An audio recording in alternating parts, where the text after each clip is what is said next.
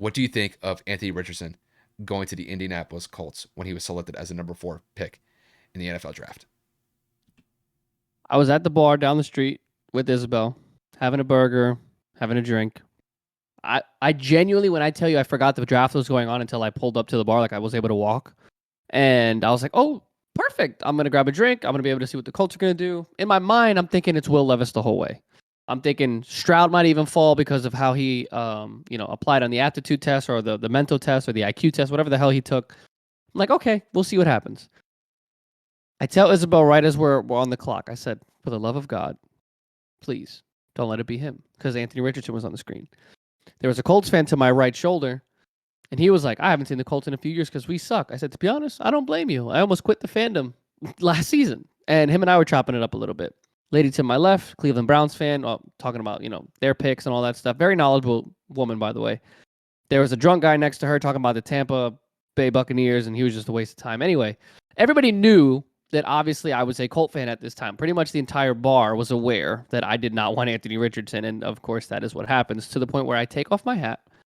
I proceed to walk and leave the bar for 5 minutes to where I walk away, throw my hat on the floor. The bar proceeds to laugh. Isabel's laughing, and I'm just in disbelief that this happened.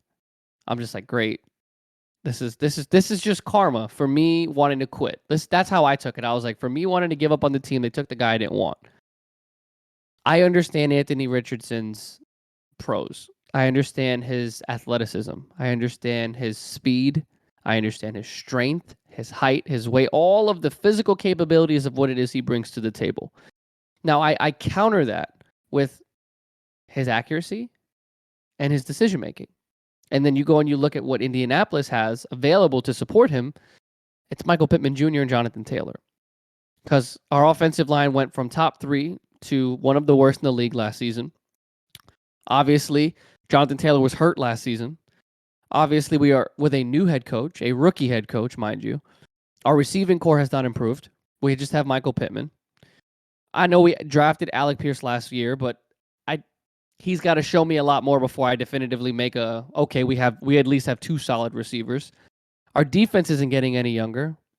And obviously, I don't trust ownership. I don't trust our GM to build around him, because obviously at this point we've had multiple opportunities to draft receivers, sign receivers, and we haven't done that. How do you draft a quarterback that is inaccurate? How do you draft a quarterback that, knowing going into his first NFL season, he is going to be a 3 to 4 year project? How do you draft a mobile quarterback with a bad offensive line? How do you draft a mobile quarterback with bad accuracy and no receivers? I'm not sitting here going to say that CJ Stroud would have made our offense that much better, but the one thing I don't have to worry about with CJ is his accuracy. He was probably the most accurate quarterback in this draft. He also had some mobility to him. He wasn't an Anthony Richardson, but he wasn't a pure pocket quarterback. He showed that in the college football playoffs. I want to understand, in their mind, in Chris Ballard and Jim Irsay and our new head coach, Shane Steichen, what do you see that is going to immediately make the Colts a winning franchise? Arm strength, he could sling it 60, 70 yards. Is he going to miss by 15 feet? Probably, but he's got the arm talent. That's probably what they see. He's got the mobility. We haven't had a mobile quarterback in our entire existence, other than Andrew Luck. But, I mean, look what happened to him. He ended up getting hurt and retiring early. So, once again, we're repeating the same formula, minus the fact that Andrew Luck had vision, decision-making, and accuracy. But he had the athleticism, he had the arm strength, and he had that wow it factor of making an immediate impact. I think the combine overhyped Anthony Richardson's prospect. I think that his interviews, how he carries himself, that catapulted it that much higher.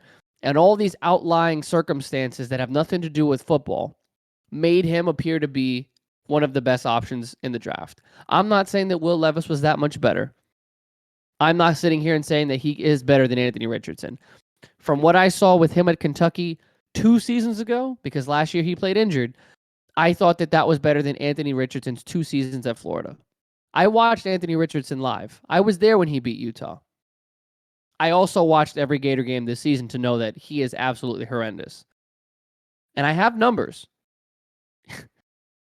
He had a 53% completion percentage. That's horrendous. He didn't throw a passing touchdown for the first 2-3 weeks of the season. He had, I think, the least amount of passing touchdowns into the 5th, 6th week of the season, which was dead last at one point in college football, in the country. He had 9 interceptions, and he also goes out and he has, where is it? Of course, I'm not going to see the fumbles. Oh, and he had a number of fumbles as well, right? So I'm looking at this and I'm saying, what do you provide me here? What do you provide the Colts in this instance? Again, athleticism, that's great, but are you going to be able to move the chains on 3rd and 8, 3rd and 9 without your legs? What happens to 3rd and long, 2nd and long? What happens when we're down? Are you going to force the ball downfield to our non-existent wide receiver? I don't understand. Anthony Richardson is not what the Colts needed. We needed a win-now quarterback, and I know that went out of the window with the first 2 quarterbacks that left early, which was Young and Stroud. But I would have preferred Will Levis to take what he had because he already worked with less at Kentucky. Other than Wendell Robinson that he had 2 seasons ago, the guy that the Giants drafted, he didn't have much. I'm not saying that Anthony Richardson did, but I personally can't comprehend on what planet this makes sense. As a Colts fan, as a football fan, to what sense the Colts drafting a mobile quarterback that needs a lot of work, that can't throw the ball 10 yards straight down the field and makes just horrific decisions? I don't know. But again, I'm not a professional GM. I'm not a scout. I'm just a fan. And from what I can tell, this was not a smart decision. And this is going to be something that we are immediately going to regret.